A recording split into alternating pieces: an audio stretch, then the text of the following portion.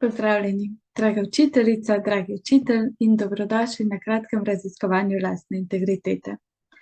Sem Eva Kržišnik z UNICEF-a Slovenije in v naslednjih 6 sklopih bomo spoznali, kaj je integriteta, kako se kaže v osebnem življenju in predvsem v poklicni praksi, še posebej, ko smo soočeni z dilemami.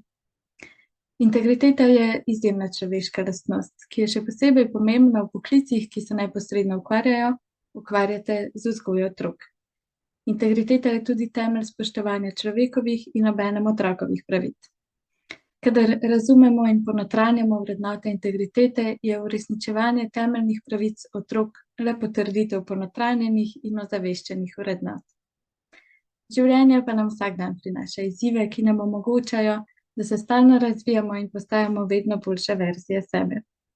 Pri učiteljih je to še večji izziv, saj ste stalno v stiku z učenci, ko jim predajate šolsko znanje ter jih izobražujete. Ob tem pa jih tudi vzgajate in s svojimi besedami ter ravnanjem predstavljate zgled, od katerega učenci črpajo znanje in vrline za življenje. Ena od teh je integriteta, ki jo lahko stalno razvijamo in krepimo tako pri drugih, kot tudi pri sebi. Pri tem pa je ključna samorefleksija.